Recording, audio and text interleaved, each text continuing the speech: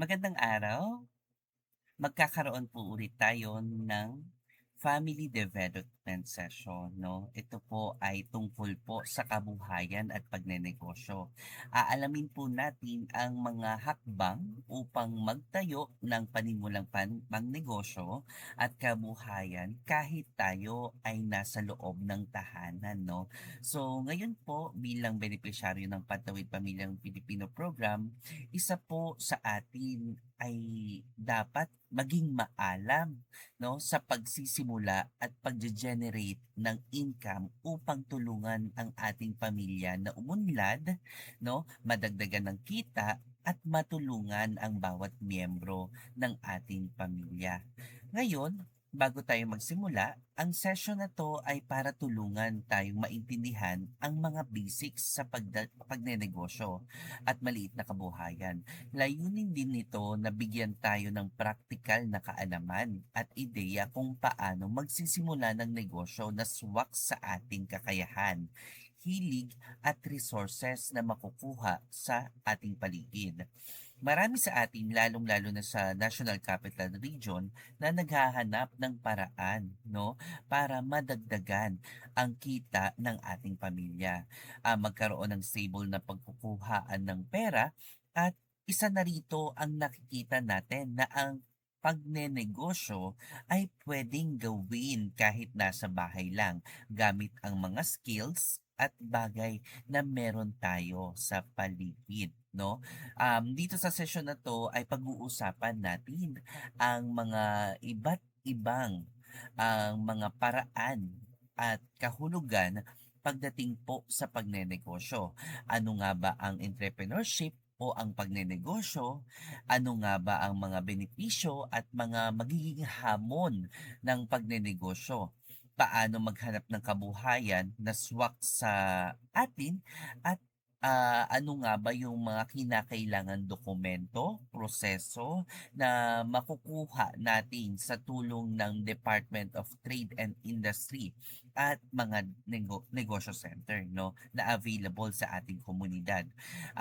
Panghuli po, paano sumali sa kooperatiba o livelihood groups para mas lumaki ang kita ng ating pamilya pagdating po sa kabuhayan at pagnenegosyo, no? Ano nga ba ang layunin ng sesyon na 'to? Bakit natin siya inaalam, no? Unang-una dito ay maintindihan ang entrepreneurship at micro enterprise, no? Maipaliwanag natin ang benepisyo at risk ng maliit na negosyo, no?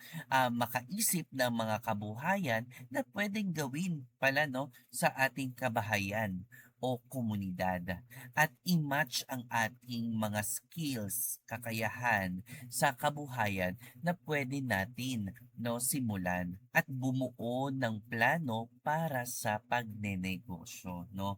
Pero bago tayo dumako doon sa mas malalimang discussion tungkol sa kabuhayan at pagnenegosyo, panoorin po natin ang video tungkol po sa pagpaplano ng pagnenegosyo, no, sa ating kabahayan, sa ating komunidad upang turuan din tayo ang mga hakbang na kinakailangan natin sa paggawa ng mga business plan, serbisyong may ibibigay o marketing, no, na pangangailangan bilang isang negosyante.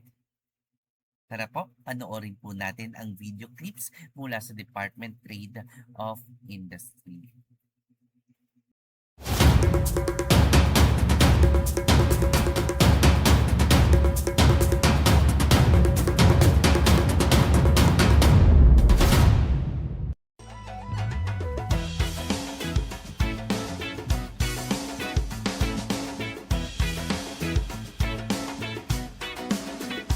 Hello po! Tumutulong na po ba kayo sa negosyo center sa mga gusto magkaroon ng negosyo? Gusto ko sana magkaroon ng mapagkakakitaan pero hindi ko alam kung ano. Tama ang napuntahan mo. Alam mo bang may iba't ibang klase ng negosyo? Tulad ng product industry, kung saan pwede kang gumawa ng produkto na ibibenta sa merkado tulad ng mga pagkaing dilata, laruan o damit? O kaya'y service industry, kagaya ng beauty parlor, talyer, o pag-iimprenta? Meron din processing industry, tulad ng paglalagari ng kahoy, pagbabarnis, o pagbabalot ng produkto. Pwede ka rin maging subcontractor ng serbisyo o produktong kailangan ng iba pang negosyo. Oh, nasagot ko na ba ang tanong mo? Oo, marami palang pwedeng mapagpipilian. Simulan ko na ang pagpaplano ng maging negosyo ko.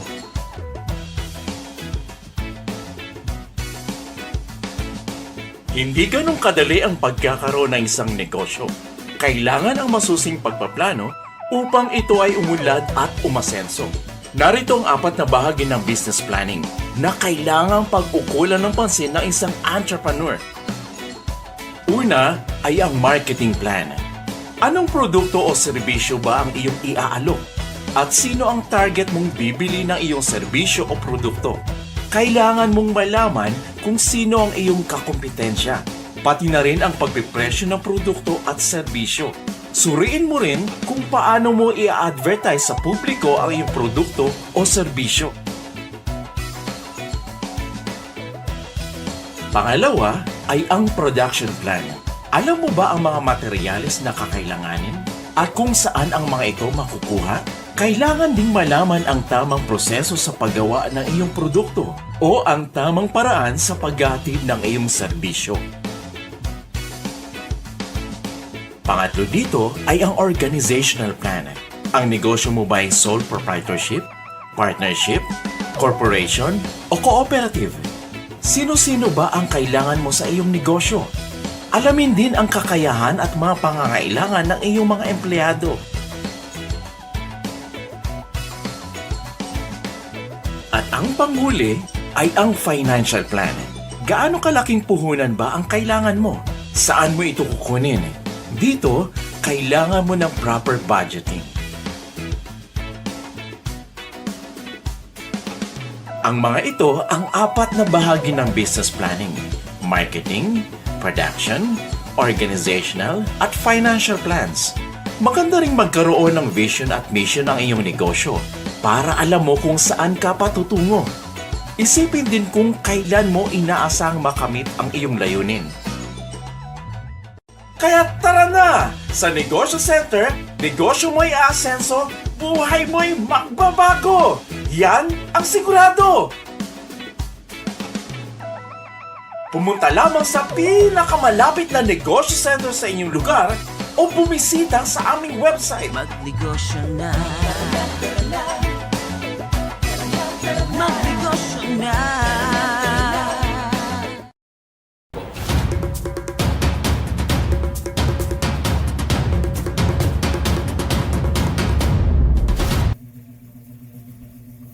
Ayun po, no?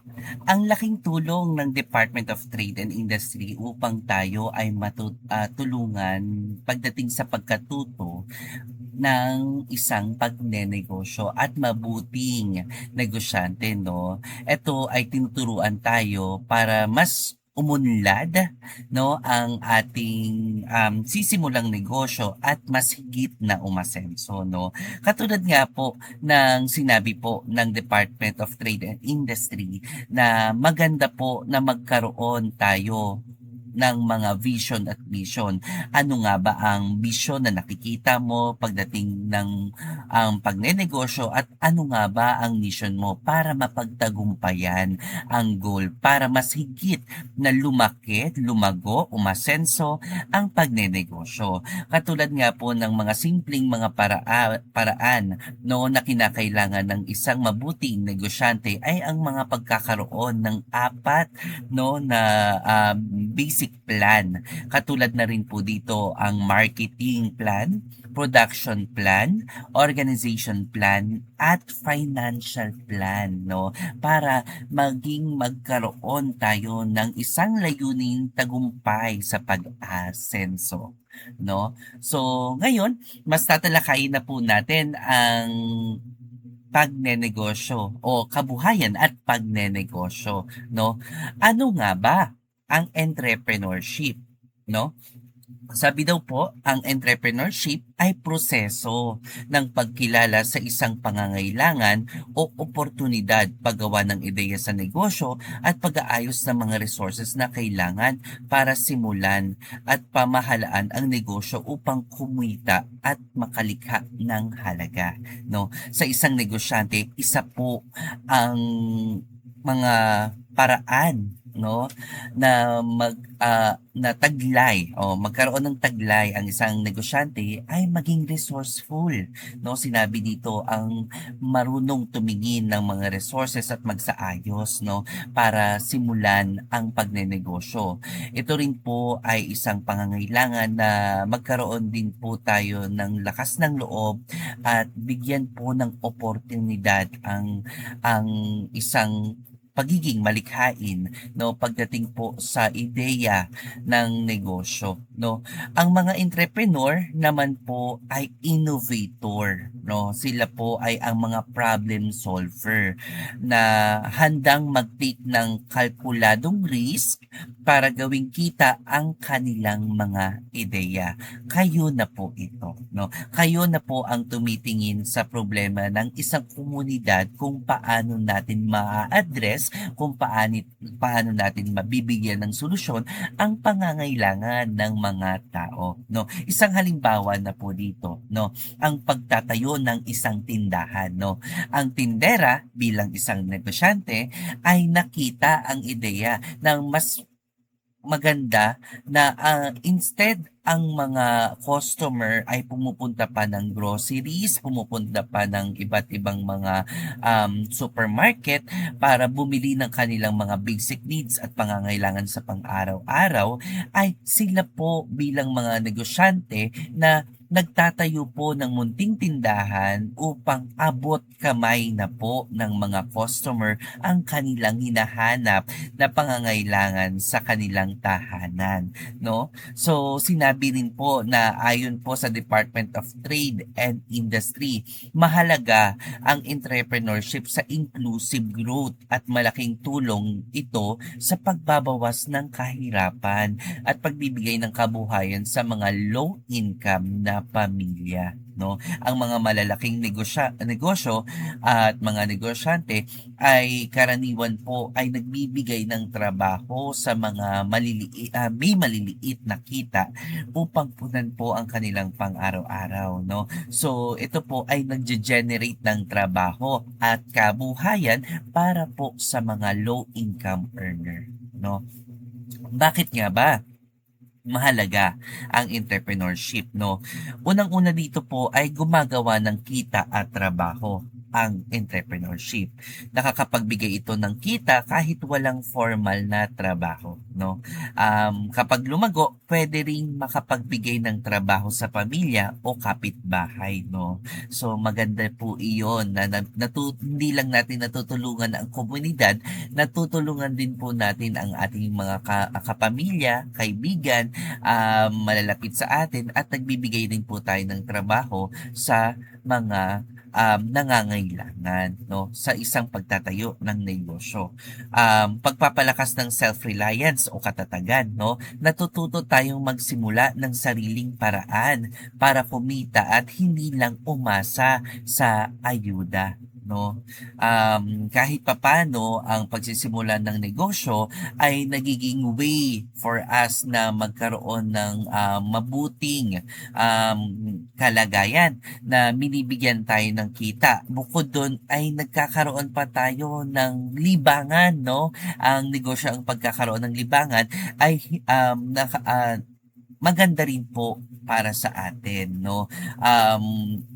Ang ayuda naman po ay hindi naman po yan basta-basta. Maraming requirements, maraming kinakailangan ng mga dokumento na ipasa bago ma-receive ang isang ayuda o assistance.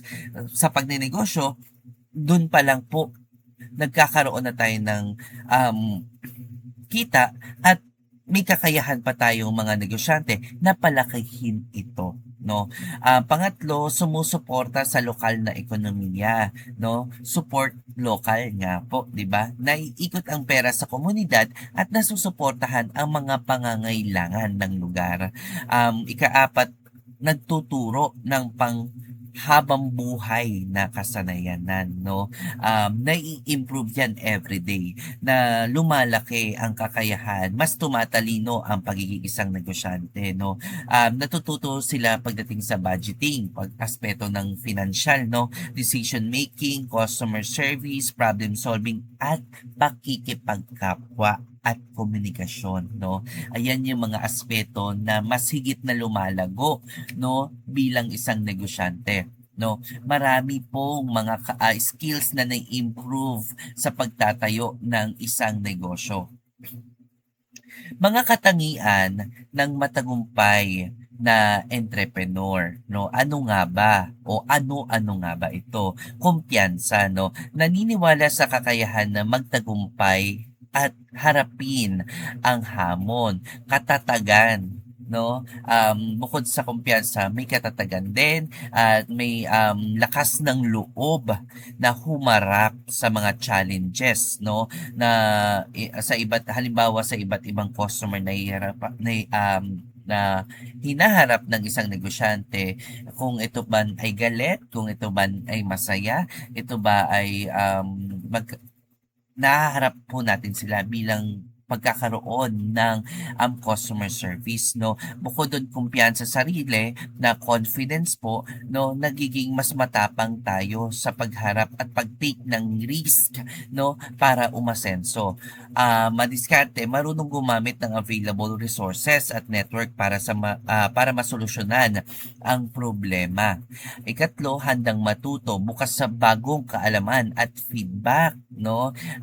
Nakikinig po tayo sa mga customers natin. Disiplinado, marunong mag-manage ng oras, pera, at effort.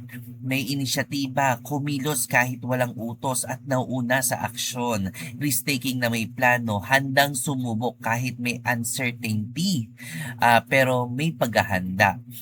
Ikapito, adaptable, marunong mag-adjust sa pagbabago ng market o sitwasyon, no?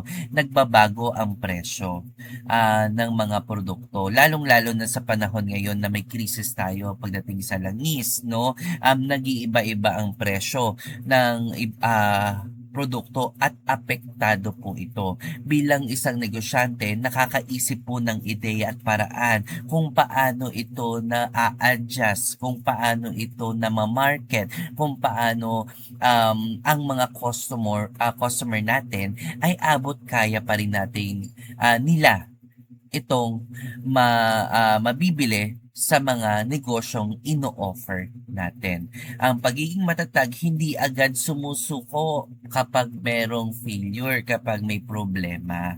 Yun po ang matagumpay na katatagan bilang isang pagiging entrepreneur or negosyante.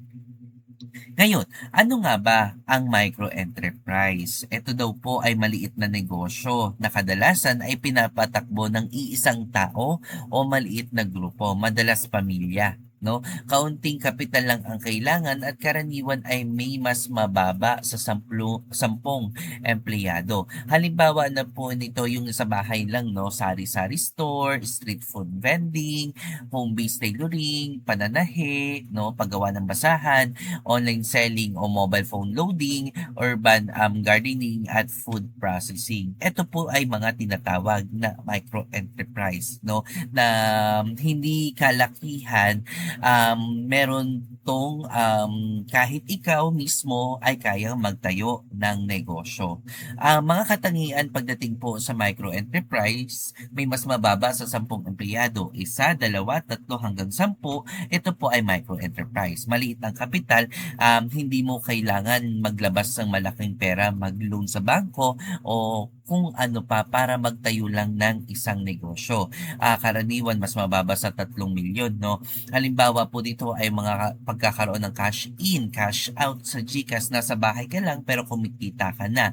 Printing services, pagtitinda na sa sari-sari store, may mga maliit na puhunan pero maaring simulan ng trabaho at palaguin, no? Maaring magsimula na hindi rehistrado pero hinihikayat na magparehistro kalaunan. Home base sa bahay lang o community base at lokal ang merkado, no?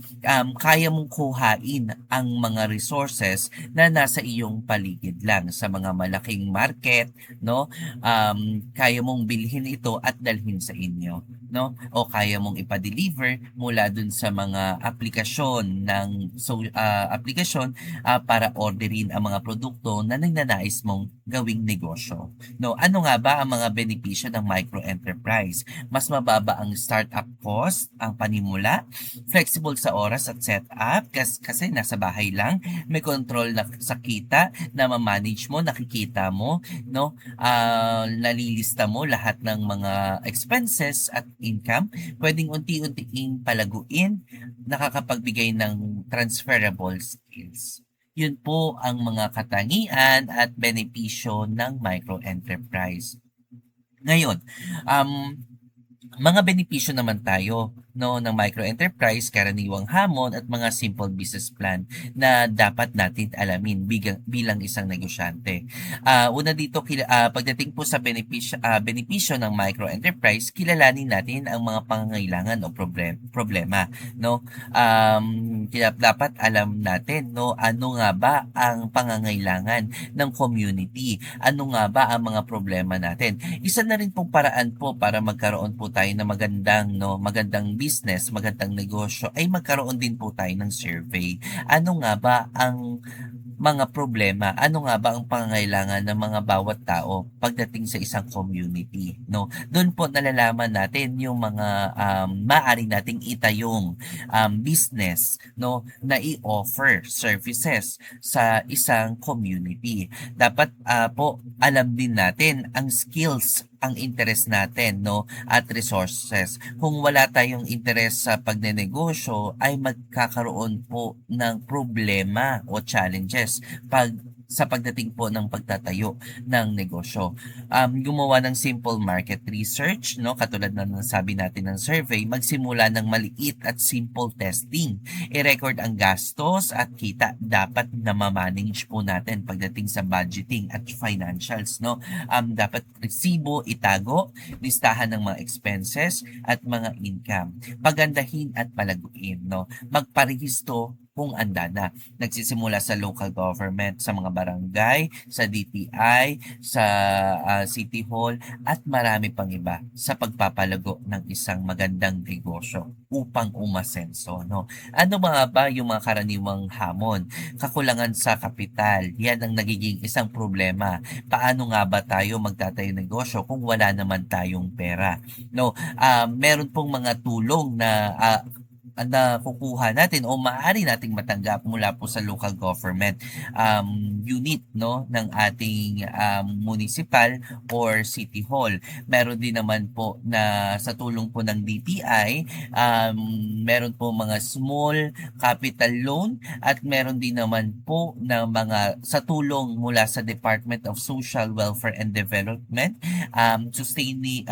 Sustainable Livelihood Program. Sila po ang mga tumutulong sa atin upang magkaroon po tayo ng mga kapital sa pagsisimula ng negosyo, at marami pang ahensya na willing, no, na willing tayong tulungan, lalong-lalo na po sa mga benepisyaryo ng Pantawid Pamilyang Pilipino Program. Limitadong kaalaman sa negosyo, mga trainings, no, kulang sa market research, paghahalo ng pera ng negosyo at bahay.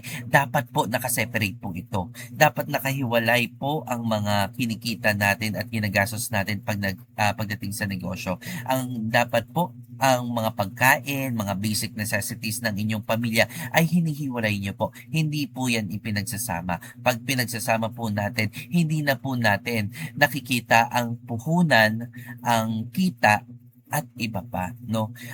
Walang legal na rehistro, kaya po minsan may mga nagtitinda po sa gilid ng kalsada, sa bangketa, kinukuha po ng mga opisyales dahil po wala pong rehistro, wala pong permit to operate.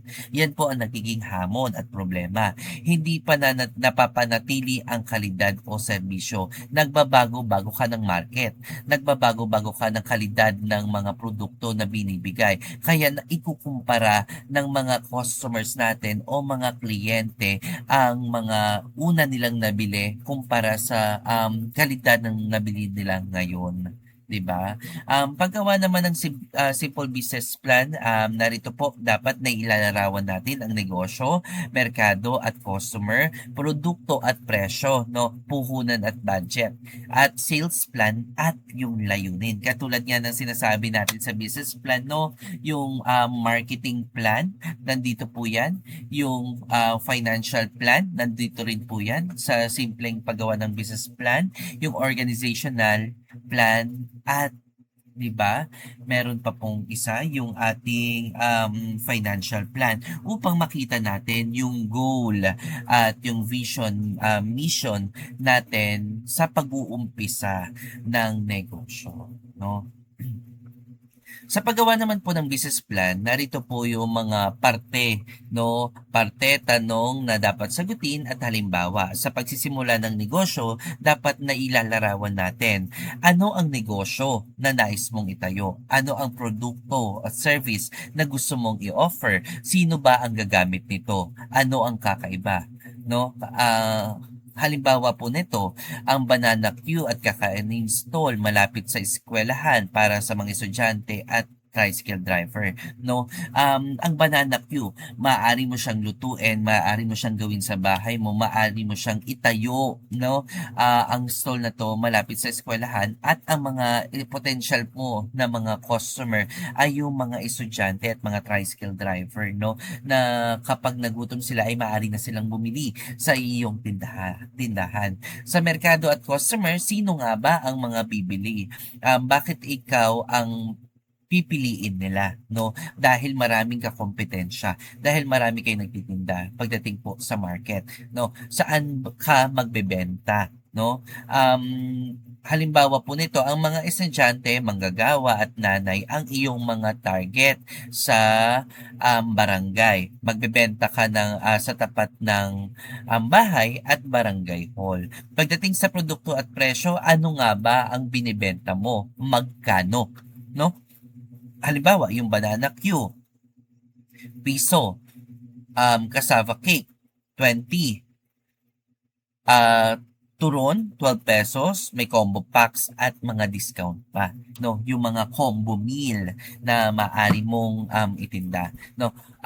Puhunan at budget, ilang piraso ang ibebenta, magkano ang kita, ano ang goal mo, no? Halimbawa dito, yung kabuang puhunan mo ay 5,000, 2,000 ang ipon, 1,000 ang utang sa iyong sa 5-6, sa small loan cooperatives, at iba pa, no? Dapat po binibilang din natin siya, no? Inililista natin siya at minamanage natin kung magkano po ang presyo ng inyong pinuhunan, magkano po ang magiging ang expenses doon pagdating sa gas, kung paano pagdating sa produkto, pagdating sa transportation at iba't iba pa, no?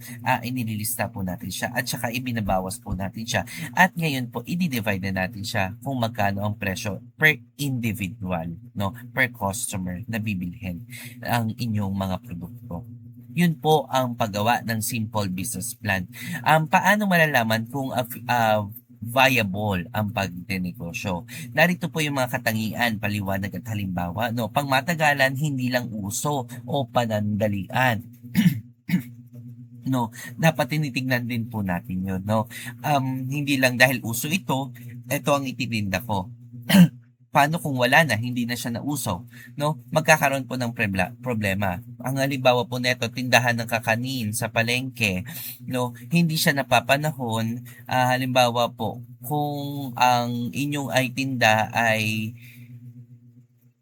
nauusong pagkain at ito po ay nagte-trending, pero kung hindi na niya po napapanahon at hindi niyo na po na-afford, bilhin yung mga ingredients 'no, nagkakaroon po ng problema. Nagsisimula po yun sa panandalian hanggang sa pagsasara 'no. Kung nakikita nating tumataas ang presyo ng mga ingredients o mga sangkap ng produktong itinitinda mo.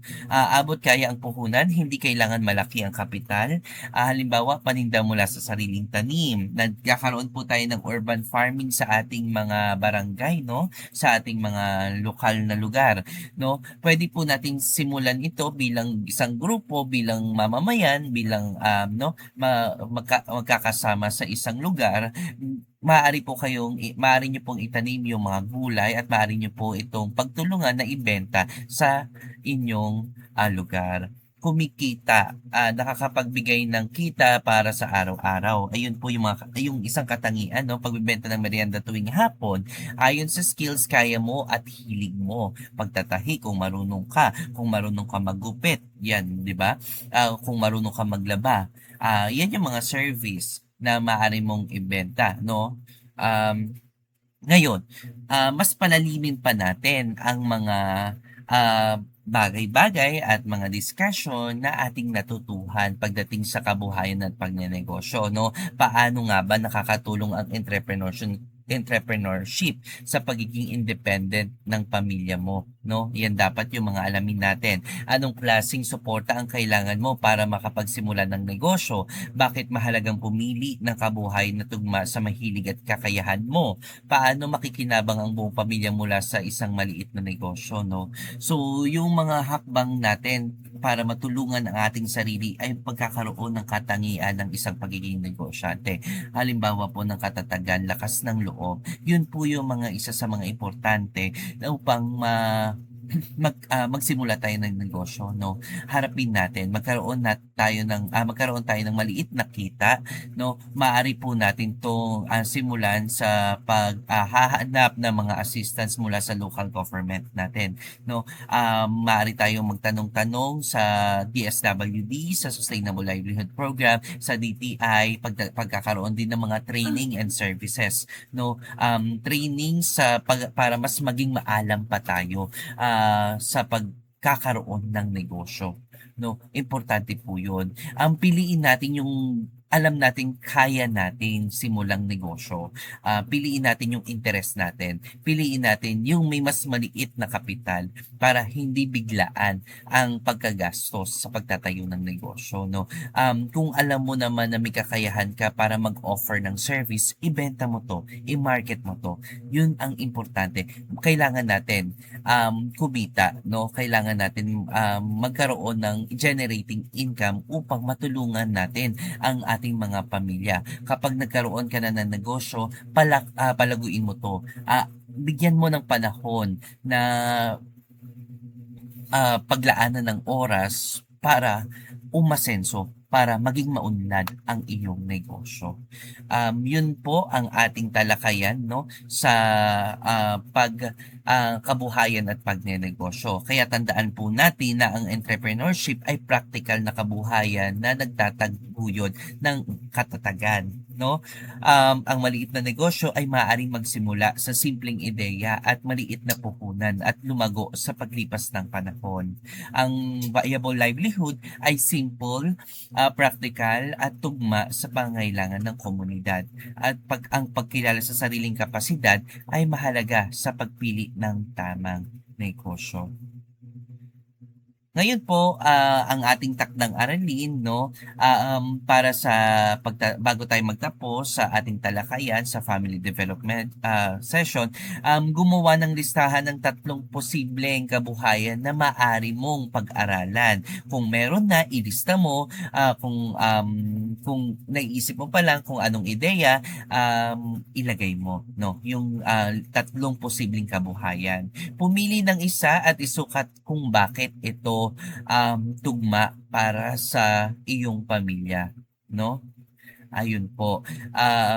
Ngayon, maraming salamat po sa pakikinig. Sana po lahat tayo ay may natutuhan pagdating po sa pagtatalakay ng ating family development session na may paksang kabuhayan at pagnenegosyo. Maraming salamat po.